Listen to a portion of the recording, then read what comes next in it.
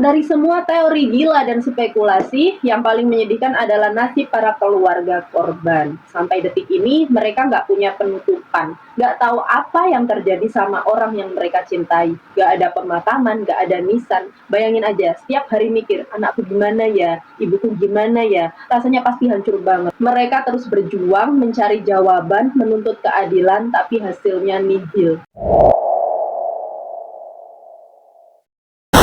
Halo, assalamualaikum. Terima kasih teman-teman karena kalian sudah mampir ke video ini. Hari ini kita mau ngomongin sesuatu yang jujur aja kalau dipikir-pikir bikin merinding teman-teman. Pernah kebayang nggak sih, satu pesawat segede gajah isinya ratusan orang bisa hilang begitu aja dari muka bumi. Nggak ada puing yang jelas, nggak ada sinyal, bener-bener kayak ditelan bumi gitu loh. Nah, hari ini kita mau bedah salah satu misteri penerbangan terbesar sepanjang sejarah, yaitu Malaysia Airlines penerbangan 370 atau sering kita sebut dengan MH370. Siap-siap karena cerita ini penuh plot twist, spekulasi gila, dan teka-teki yang sampai sekarang bikin kita semua garuk-garuk kepala.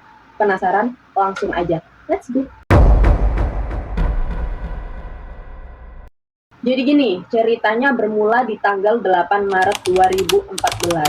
Malam itu jam 00.41 dini hari waktu setempat, sebuah pesawat Boeing 777 milik Malaysia Airlines siap lepas landas dari Kuala Lumpur, Malaysia. Destinasinya ke Beijing, Tiongkok.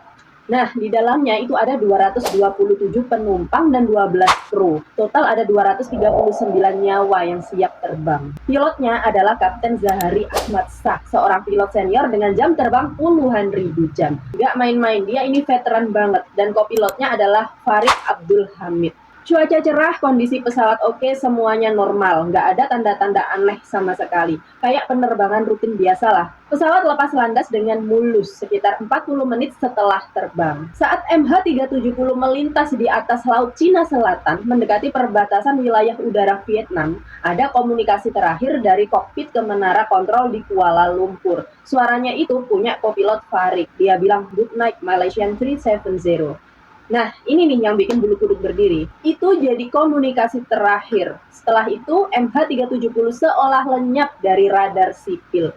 Hilang. Bayangin teman-teman, kalian lagi di pesawat, ngantuk-ngantuk mau tidur, tiba-tiba pilotnya ngucapin selamat malam. Terakhir kali, dan pesawat itu nggak pernah sampai ke tujuan. Bener banget kan? Awalnya banyak yang mikir ini cuma masalah komunikasi biasa. Mungkin ada kerusakan radio. Tapi setelah beberapa lama, keganjilan mulai muncul. Pihak kontrol lalu lintas udara nggak bisa lagi ngontak MH370. Pesawat itu tiba-tiba berbelok tajam dari jalur yang seharusnya. Yang awalnya harusnya lurus ke utara menuju Beijing, dia malah berbelok ke arah barat, balik lagi ke Semenanjung, Malaysia, lalu memutar ke selatan menuju Samudra Hindia. Ini aneh banget kan?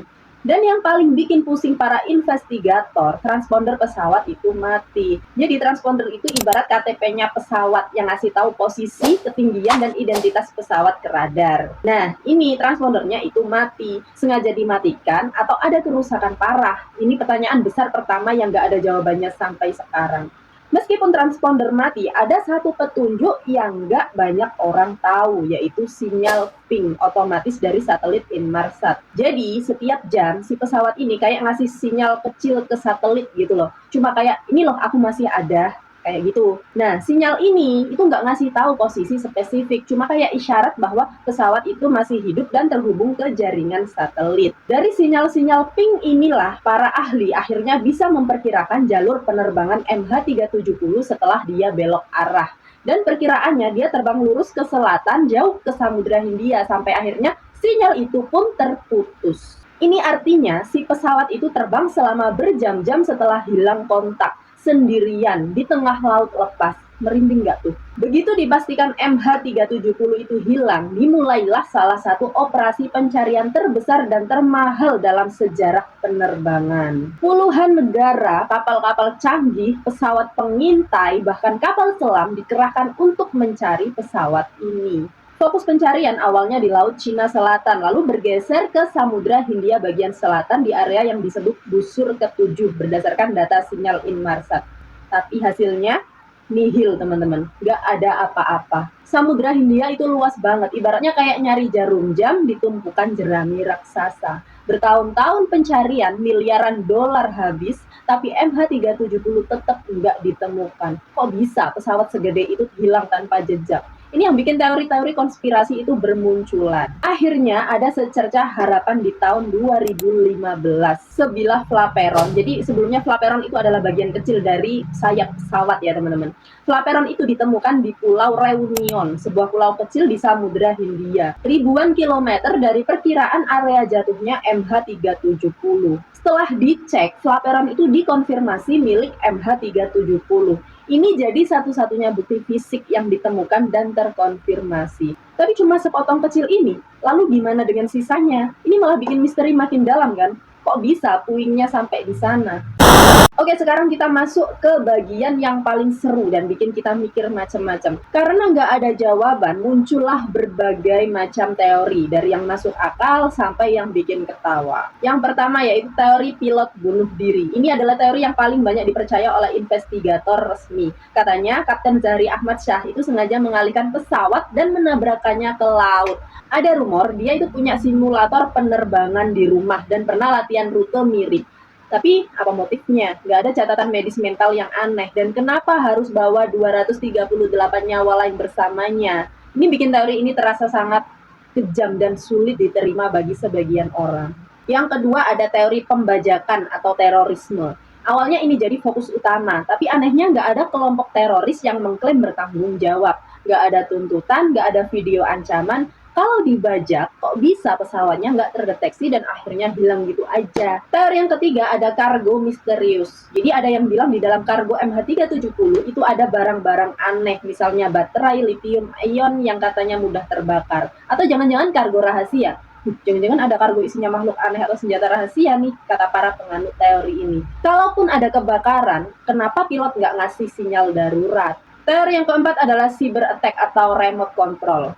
Nah, ini kayak di film-film action ya. Ada yang percaya pesawat itu dibajak secara digital dari jarak jauh atau dikendalikan dari ground oleh pihak tak dikenal. Teknologi kan udah canggih ya, mungkin aja. Teori yang kelima ditembak jatuh secara tak sengaja oleh militer. Ini teori yang lumayan gelap ya. Ada yang berspekulasi pesawat itu masuk ke wilayah udara terlarang lalu ditembak jatuh secara nggak sengaja oleh militer suatu negara.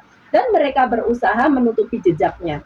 Tapi siapa yang berani ngaku dan punya kenapa nggak ada? Teori yang keenam yaitu teori alien, dimensi lain atau segitiga bermuda versi modern. Jujur kadang mikir juga, ini pesawat apa jangan-jangan disedot UFO ya? Atau tiba-tiba masuk ke portal dimensi lain, kayak di cerita-cerita fiksi ilmiah gitu. Atau mungkin Samudra Hindia Selatan itu punya segitiga bermuda sendiri yang belum kita tahu. Ada juga yang percaya ini semacam fenomena paranormal, di mana pesawatnya itu tiba-tiba menghilang dari realitas kita. Agak gila sih, tapi kalau udah buntu, semua kemungkinan bisa aja terjadi kan. Aku sih penasaran banget kalau ini beneran karena alien. Terlepas dari semua teori gila dan spekulasi, yang paling menyedihkan adalah nasib para keluarga korban. Sampai detik ini, mereka nggak punya penutupan. Nggak tahu apa yang terjadi sama orang yang mereka cintai. Nggak ada pemakaman, nggak ada nisan. Bayangin aja, setiap hari mikir, anakku gimana ya, ibuku gimana ya. Rasanya pasti hancur banget. Mereka terus berjuang, mencari jawaban, menuntut keadilan, tapi hasilnya nihil. Kasus MH370 ini juga jadi pelajaran besar buat industri penerbangan. Protokol keamanan jadi makin ketat. Teknologi pelacakan pesawat terus dikembangkan biar kejadian kayak gini nggak terulang lagi. Jadi, sampai sekarang kasus MH370 ini masih jadi salah satu misteri terbesar di dunia penerbangan. Nggak ada jawaban pasti. Semua yang kita punya cuma potongan-potongan teka-teki yang berserakan. Apakah Kapten Zahari benar-benar bunuh diri? Apakah ada kargo rahasia yang meledak? Atau jangan-jangan beneran disedot alien atau masuk ke dimensi lain? Kalau menurut aku pribadi ya, ini adalah pengingat bahwa di balik semua teknologi canggih kita, alam semesta ini masih punya misteri yang jauh lebih besar dari yang bisa kita bayangkan. Dan kadang beberapa misteri itu memang ditakdirkan untuk tetap jadi misteri. Kalian sendiri gimana? Menurut kalian MH370 ini kemana? Teori mana yang paling masuk akal buat kalian? Atau kalian punya teori sendiri yang lebih gila? Yuk tulis di kolom komentar di bawah. Jangan lupa like, share, dan subscribe channel aku biar nggak ketinggalan cerita-cerita misteri lain yang bikin kita semua merinding dan mikir keras. Sampai jumpa di video berikutnya teman-teman. Dadah!